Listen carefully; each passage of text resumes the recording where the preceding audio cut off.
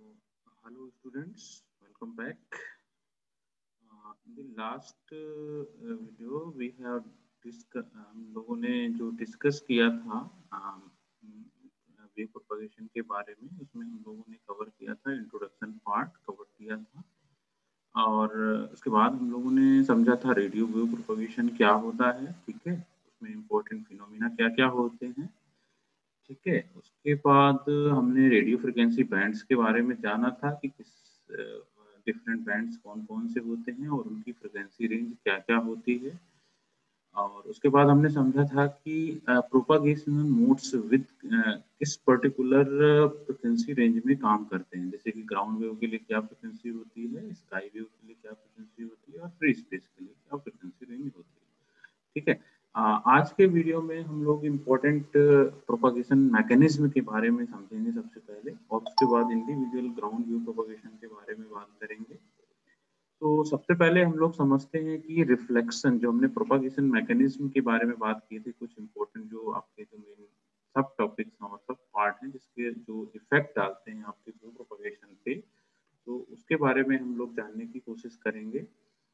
तो सबसे इम्पोर्टेंट जो पार्ट है वो है आपका रिफ्लेक्शन। ठीक है, रिफ्लेक्शन क्या होता है? रिफ्लेक्शन मीन्स कोई भी चीज का अपनी वापस अपने ही मीडियम में आ जाना। ठीक है, रिफ्लेक्शन इसको कहते हैं इसको अगर हम प्रोपगेशन के पॉइंट ऑफ व्यू से समझें तो propagation wave basically impinges on an object and which is large as compared to wavelength। Example के टर्म में अगर हम बात करें कि कहाँ-कहाँ से रिफ्लेक्शन हो सकता है, तो एक आपका सरफेस ऑफ अर्थ हो सकती है, कोई बिल्डिंग हो सकती है, कोई वॉल्स हो सकती है या कोई इंफ्रास्ट्रक्चर एरिया हो सकता है, आपका कोई भी इंफ्रा हो सकती है जहाँ से आपकी वेव रिफ्लेक्ट होके अपनी डायरेक्शन को बदल देती है। ठीक है, अगर किसी पर्टिकुलर डायरेक्शन में कोई वेव जा रही है और अगर वो किसी चीज से टकराती है, जिसे हम रिफ्लेक्शन कहते हैं, टकराना, वापस होना, और वो फिर अपनी डायरेक्शन चेंज कर देती है, तो इस पर्टिकुलर फिनोमेना को रिफ्लेक्शन को हम लोग बोलते हैं। That wave basically goes through your reflection phenomena, यानी वेव से आपके रिफ्लेक्शन फिनोमेना से होके गुजरती है। ठीक है, अगर हम डिफ्रैक्शन की बात करते हैं, डिफ्रैक्शन इज अनदर एक दूसरा महत्वपूर्ण फिनोमेना है जो आपके वेव प्रोपगेशन मैकेनिज्म को अफेक्ट करता है। अगर हम इसके बारे में जाने तो हम कह सकते हैं डिफ्रैक्शन किस तरीके से, अगर हम इसको just have a radio path between transmitter and receiver obstructed by surface with sharp irregular edges, okay, and you can say waves bend around the obstacle even when LOS does not exist।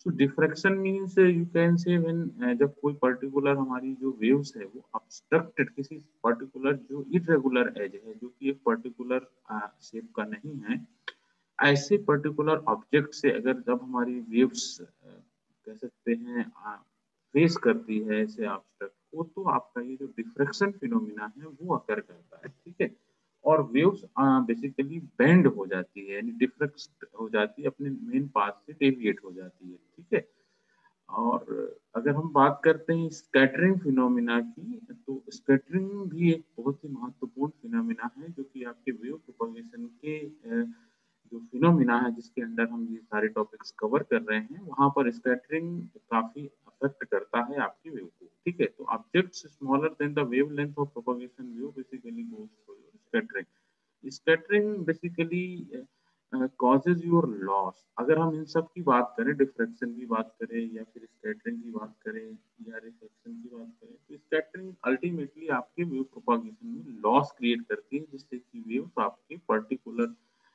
One and से अगर हम दूसरे and पर भेजना जा रहे हैं तो उस पे वो अफेक्ट करती है। जो हमारा मेन पाथ है, मेन टारगेट है, मेन उद्देश्य है, मुख्य उद्देश्य हमारा यही है कि हमारी वेव एक एंड से जहां हम दूसरे एंड पर भेजना चाहते हैं वहां वो प्रॉपरली बिना लॉस के, कम से कम लॉस होते और कम से कम उसके शेप में अफेक्ट होते हुए वो वहां पर पहुंचे। तो ये आपके फिनोमिना जो हमने बताया, रिफ्लेक्शन, डिफ्रैक्शन, स्कैटरिंग, ये उसके फिनोमिना पे अफेक्ट करते हैं और उसके वेस को भी डिफाइन करते हैं। ठीक है, आगे बढ़ते हैं अब हम लोग प्रोपगेशन मैकेनिज्म के बाद। There are basically radio propagation effects. तो आप यहाँ पर देख रहे हैं ये डायग्राम आपको क्लियरली दिखा रहा है कि किस तरीके से एक ट्रांसमीटर आपका हो सकता है, रिसीवर किस पोजीशन में हो सकता है। रिसीवर आपका स्टेशनरी भी हो सकता है, रिसीवर आपका मोबाइल भी हो सकता है, ओके, मूविंग कंडीशन में भी हो सकता है। तो अगर आप इस पर्टिकुलर डायग्राम को देखें तो यहाँ पर आपको देखिए दिखाई रहा है कि एक रे जो कि ट्रांसमीटर की हाइट अगर हम देखें तो एचबी है और अगर हम रिसीवर की हाइट देखते हैं तो वो एचएम हमने यहाँ पर शो किया हुआ है।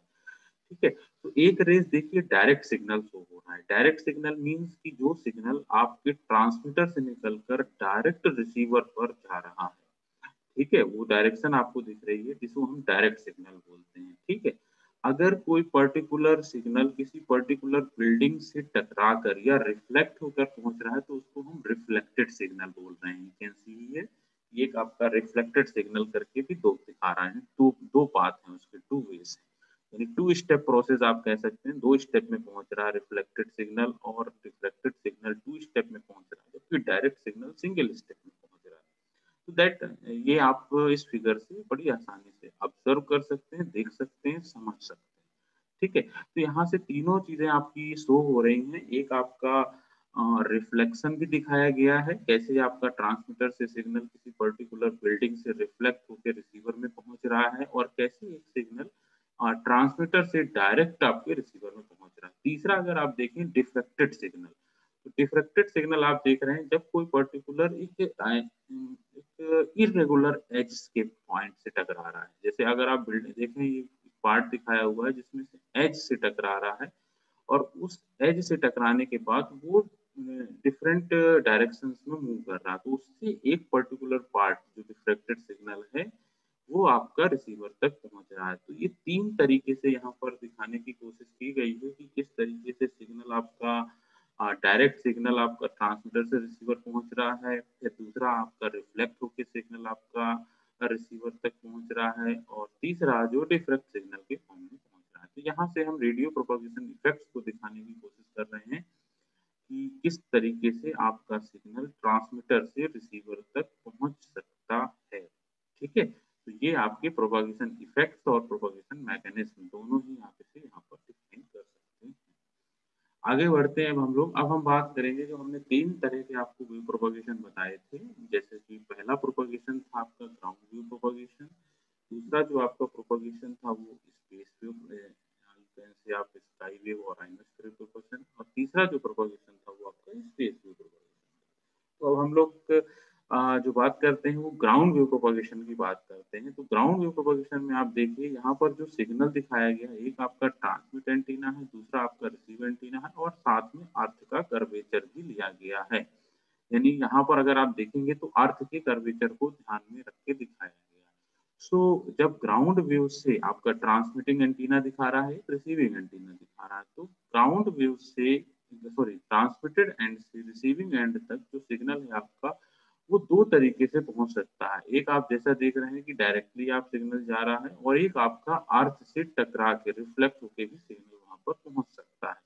तो इस तरीके से आपका ग्राउंड व्यू प्रोपगेशन का जो हमने फिगर से शो करके दिखाया गया। अगर हम इसके इफेक्ट की बात करें तो ग्राउंड व्यू की अगर हम बात करें, ग्राउंड व्यू उसे बोलते हैं जिसमें जिसमें ग्राउंड व्यू प्रोपगेशन जिस व्यू के थ्रू पूरा होता है उसको हम ग्राउंड वेव बोलते हैं। ठीक है, ground wave basically travels in contact with earth surface, यानी इसका मतलब ये हुआ कि जो आपकी ग्राउंड वेव है वो आपकी अर्थ के सरफेस के टच में रहते हुए एक एंड से दूसरे एंड पे पहुंचती है। तीसरे अगर दूसरा इंपॉर्टेंट बात करें तो यहाँ पर रिफ्लेक्शन, रिफ्रैक्शन और scattering by objects on the ground occur करता है। ठीक है, इसमें ये आवश्यक नहीं है, ये जरूरी नहीं है, जैसे कि transmitter and receiver need to not see each other, ये एक आवश्यक कंडीशन नहीं है कि ट्रांसमीटर और रिसीवर वो एक दूसरे की लाइन ऑफ साइट में हों। This is not necessary in case of ground wave propagation. ठीक है, ये बेसिकली ऑल फ्रीक्वेंसीज पे अफेक्ट करता है। दिस इज द पॉइंट जो मैंने आपको पहले बताया था कि ground wave basically less than 2 megahertz पर आकर करता है, जो वीएचएफ रेंज पे आता है आपका। और जैसे जैसे आपकी डिस्टेंस बढ़ती जाती है, ये एक इम्पोर्टेंट पॉइंट है, महत्वपूर्ण पॉइंट है जिसे हमें समझना चाहिए कि जैसे जैसे आपकी डिस्टेंस बढ़ती जाती है वैसे वैसे सिग्नल आपका डिक्रीज करता जाता है, जिसे बोलते हैं dies off rapidly as distance increases. इसका मतलब ये हुआ कि सिग्नल जैसे जैसे आपकी डिस्टेंस बढ़ती जाती है वैसे वैसे सिग्नल का लॉस भी बढ़ता जाता है और सिग्नल की स्ट्रेंथ घटती दी जाती है।